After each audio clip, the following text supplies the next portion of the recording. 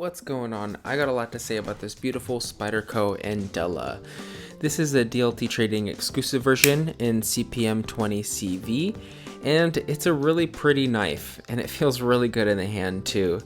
This red and black Zome FRN handles are hand-dyed in Japan, and it's really cool. It produces this really unique blotching pattern. They actually hand-dye the black onto this red injection molded handle, so no two knives are going to be exactly the same.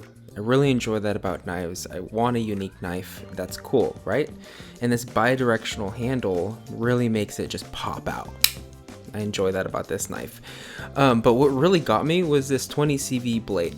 It's on par with M390, so it's going to be really stainless, good wear resistance, so you're not going to have to sharpen it very often, and some good toughness too.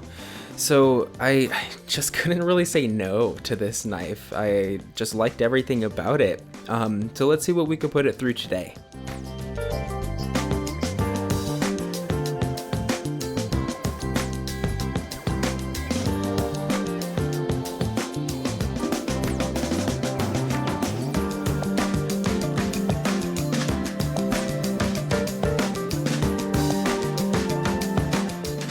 So this is probably one of the most dumbass things that I could do with this knife, and it was one of the first things I did with this knife, but I had to make a soaker hose for some late season plants, and I thought it was a good time to test out that 20CV. It did really well. I had sliced through the hose actually more than kind of like made a hole, right? It sliced really, really well. It punctured, and I didn't have to worry about, I guess it getting rusted with the water and everything. But the one thing that I didn't consider is that it would go into the ground, straight through the hose and into the ground. And that's what happened every time I made a hole.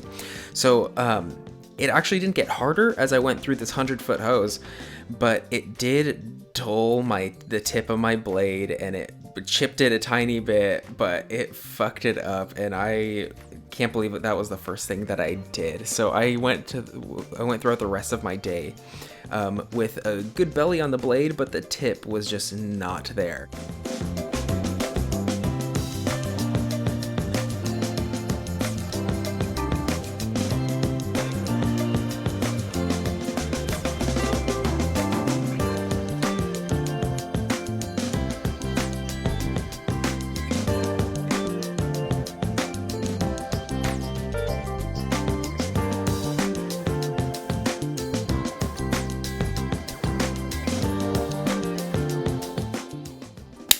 So my lovely wife also appreciates what knives do for us every single day, and she really wanted to try this golden melon, so she insisted on cutting it herself.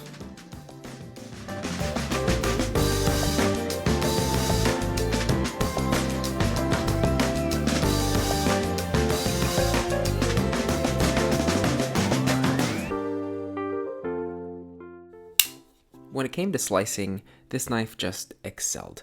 Any type of dragging motion like this across some material, the knife, had no problem with. And this grass is pretty thick. I'm grabbing it by like big handfuls, so it takes some force to go through it. But I've done this with so many different knives, and I didn't have too much of a problem with this one. It could have been, a little dull too, because I've been using it already for a lot of the day.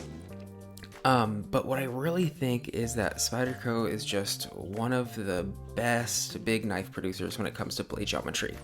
They've been doing knives, since the early 80s, and they just got it down. They've been working at it and really figuring out, what makes a blade cut well. And that's the kind of motion that I'm looking for, that slicing motion. More than piercing, I guess. I did both with this knife, but yeah, that slicing motion, as you kind of like push forward too, like this is actually a little bit different than the motion I was doing with the grass. But with an apple like that, it actually just like, it just went right through the apple, because it's also pretty thin. Maybe it's that full flat grind. Whatever it is, it just works. I really, really like that, and I appreciate Spyderco for all they do with focusing on, starting with a good blade and then kind of just making a knife from that and building all around it. I think just a great model for knife production.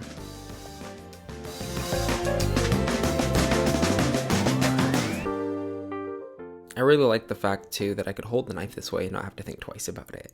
Kind of, holding it with my fingers into my palm and then using my thumb to kind of pull the knife towards me, and my thumb is kind of, free from the hold.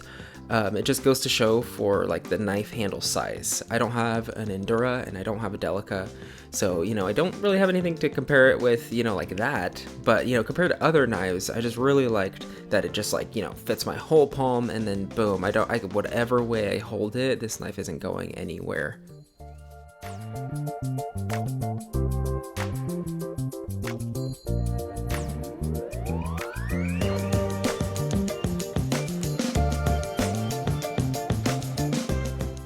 My wife and I love to fish, so we went out the night before on our boat and got this little trout, only one of the night, and here's the footage of it. If you're squeamish, I would skip over this whole part. So I had to bleed out the fish because we were going to smoke it, and if you've ever bled out a fish, you have to cut the gills, and the gills are a little bony, so honestly, sometimes scissors are the best thing. But this knife, like straight from the factory, I wanted to cut these gills, and it was so easy. It cut through like nothing was even there. Look at this. Boom. It actually cut through the whole gills in like one push, and I thought I had more, so I looked at it, and it went through all of them. And here's the fish. The next day, after all of my morning chores and everything that I did, we just left it on ice. And this is where I kind of fucked up, I guess. I used this knife all morning, doing it with the hose, everything you guys saw earlier in the video. I did everything, and I still tried to gut this fish afterwards. I didn't even sharpen it like an idiot. I just went for it. I'm like, oh, okay, yeah, let me try to, cut this fish. It was stupid. It took me so long to cut this trout. And even in the middle of it, I didn't even think, oh, maybe I should sharpen this. So dumb. So eventually I did get it. I gutted this fish. And every time I gut a fish, I give the liver and the heart to my cats, because it's good for them, and why throw it away when they could eat it?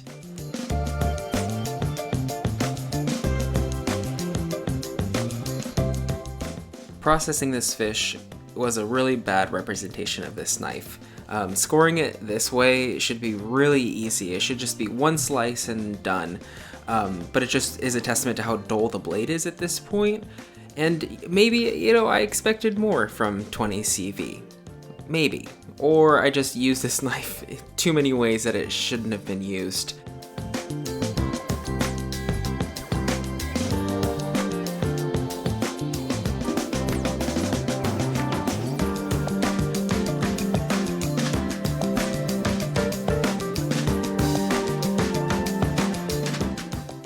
After my hard time with the fish, I finally decided to sharpen it, and by no means am I a knife sharpener.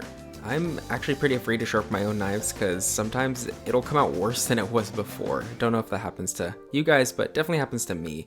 And other times it works. I made my way through the grits, I kept a good angle, and the knife came out just as sharp as it was when it came out of the box. I had to use this pencil for a virtual lesson, and I had to sharpen it real quick on the fly, and look at that.